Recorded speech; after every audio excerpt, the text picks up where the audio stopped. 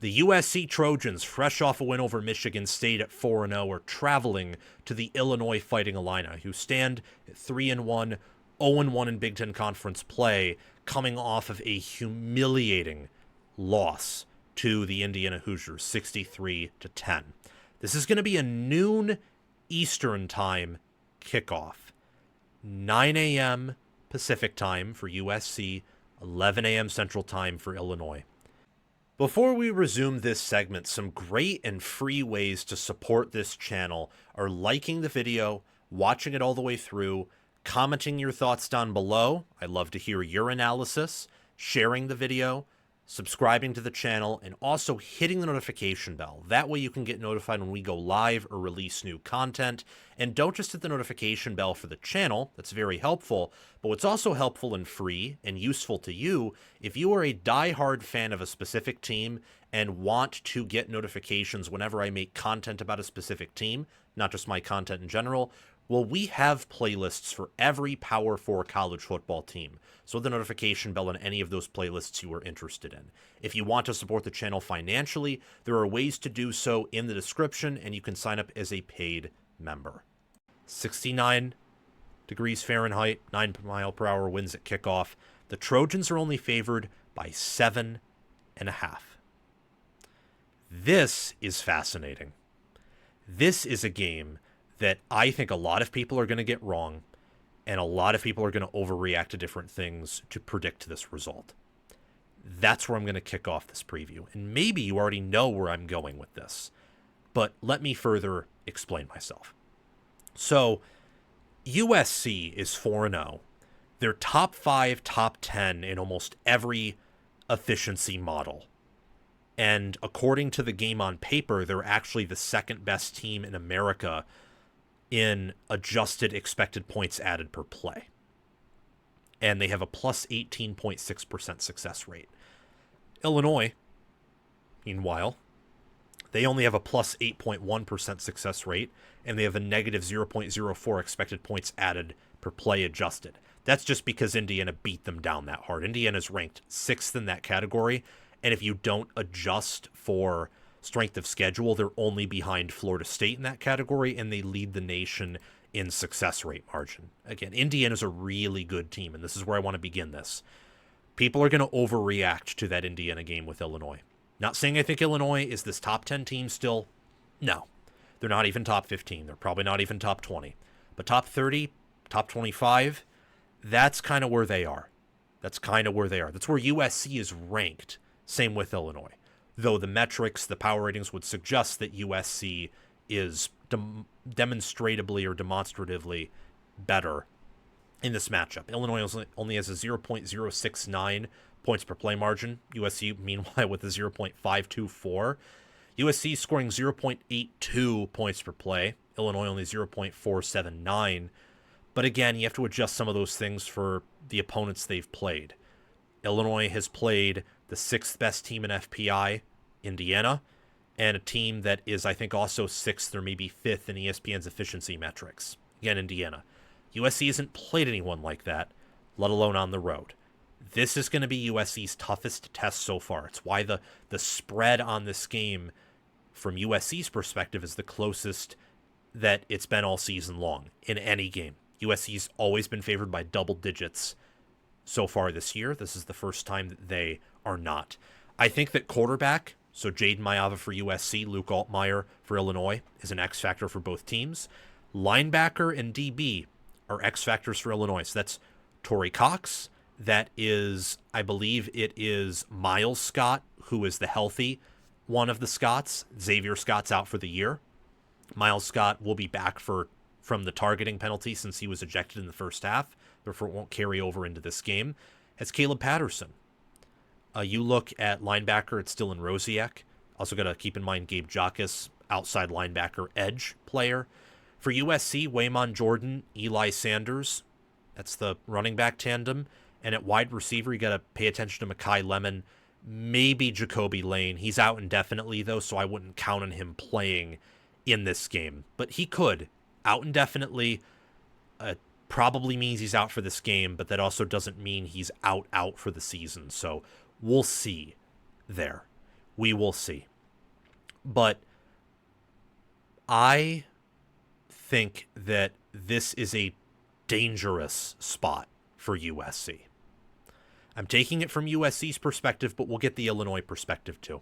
This is dangerous because everything that went wrong for Illinois last week, where Indiana just killed them, basically took their manhood, everything from a environment perspective is now going wrong for USC here.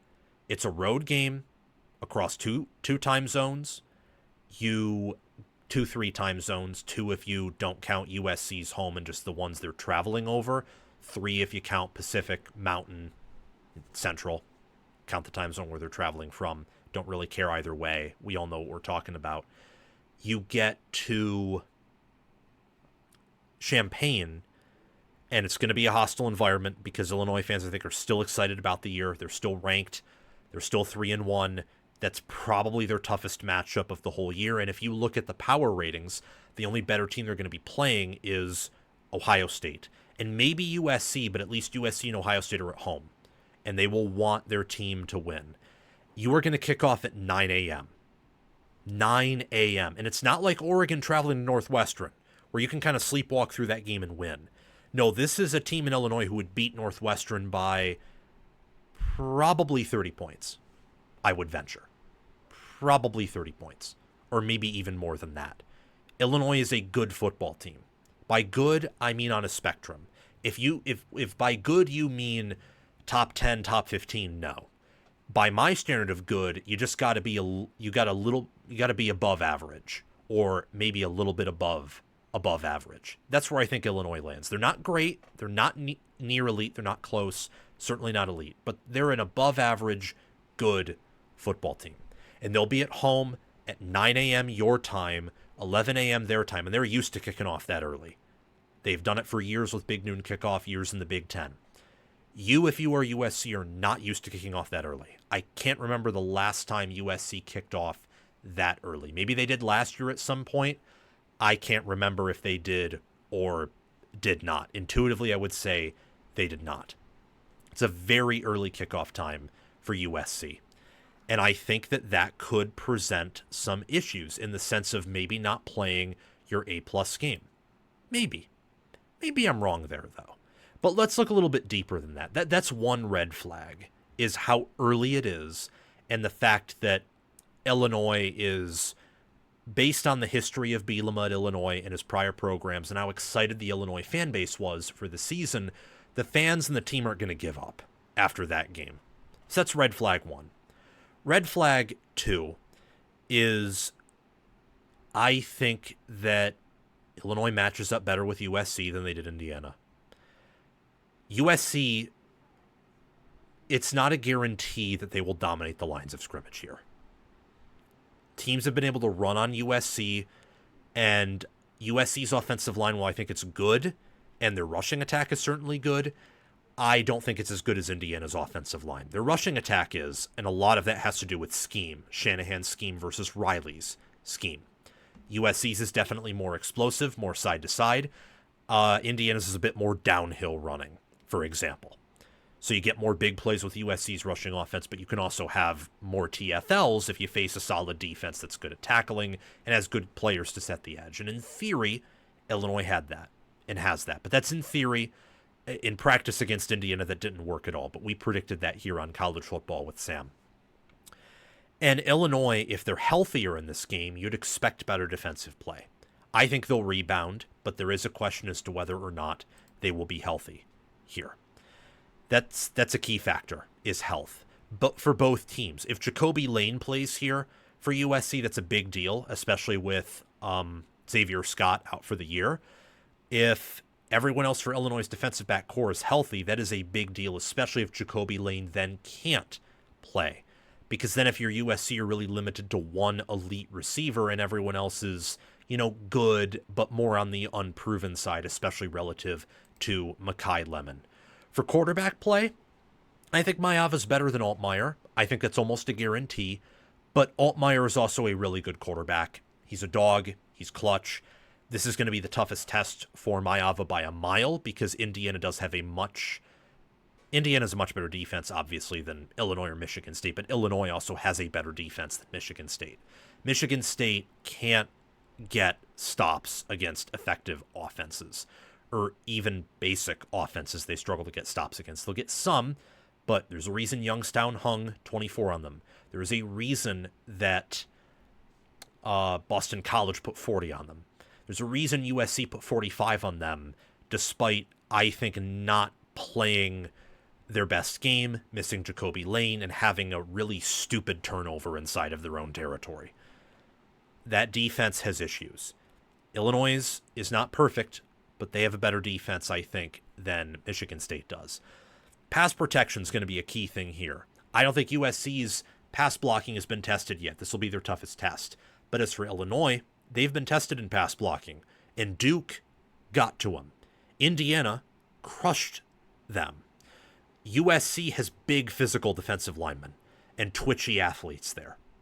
They have been inconsistent on the defensive front, though, so I'm curious to see as to whether or not they'll get the same pressure that Duke did.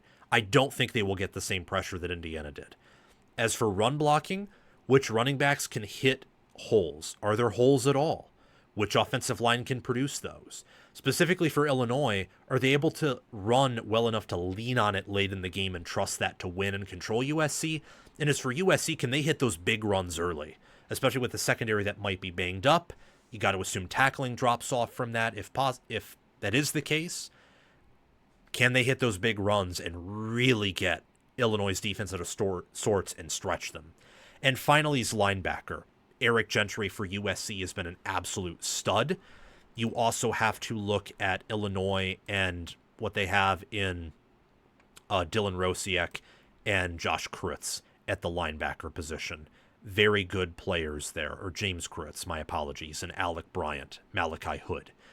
Very good linebacker core, deeper than USC's. I don't think they have a player like Eric Gentry, but that's a common theme here, actually, that I've picked up from this game, is that Illinois, at a lot of spots, more so defensively, and I would even say currently at wide receiver with Lane being out, is deeper, but USC is the better athletes at a variety of positions. I think that the final red flag for USC here, the final red flag, is that their run defense is ineffective just enough. They're inconsistent and ineffective just enough. Evidence for that? Let me show you. USC's defense so far is 43rd in adjusted points in expected points added per play. They allow opponents to have a 46.1% rushing success rate. Teams run for 4.4 yards per carry on them and have a plus 0.09, so 9/100ths of a point added above the average in rushing.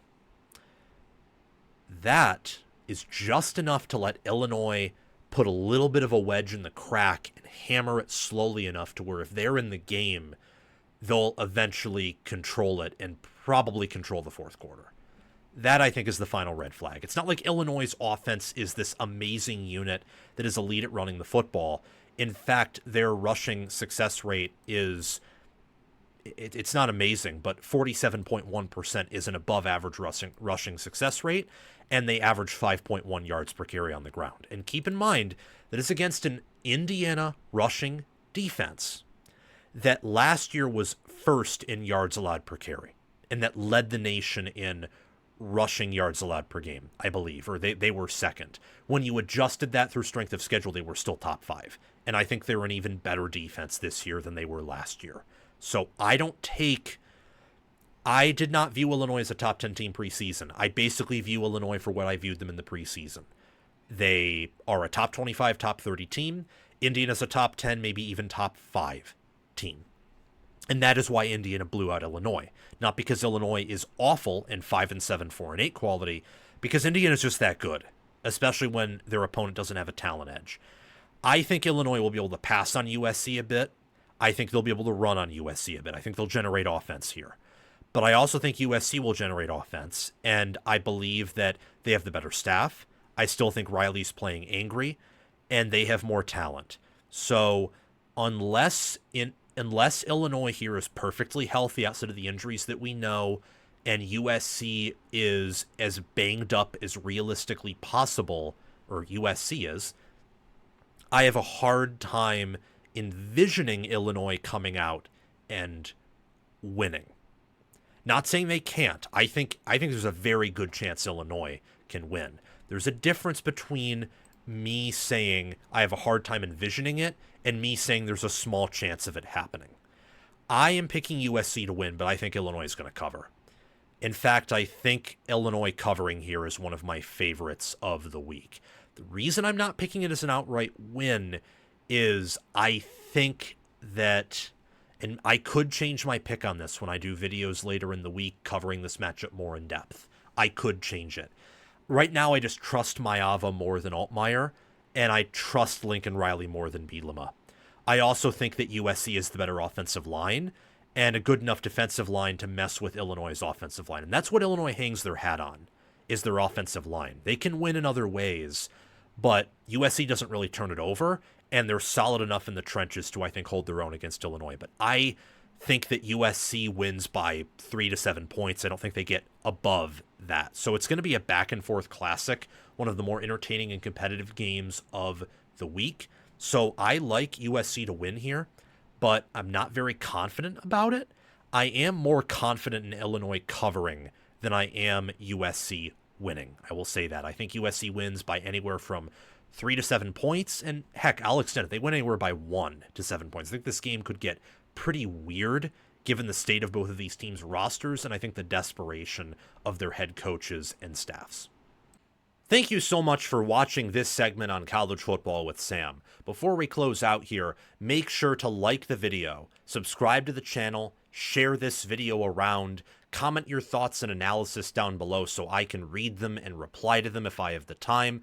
Members get priority replies, but I try to reply to everyone. And also hit the notification bell for the channel and also for any team playlists you are interested in. If you want to support the channel financially, you can always super chat me in the comments section, but I prefer that you sign up as a paid member of the Patreon page or as a YouTube member, or that you can purchase some wonderful merchandise to represent us. I'll see you all soon and have a fantastic day.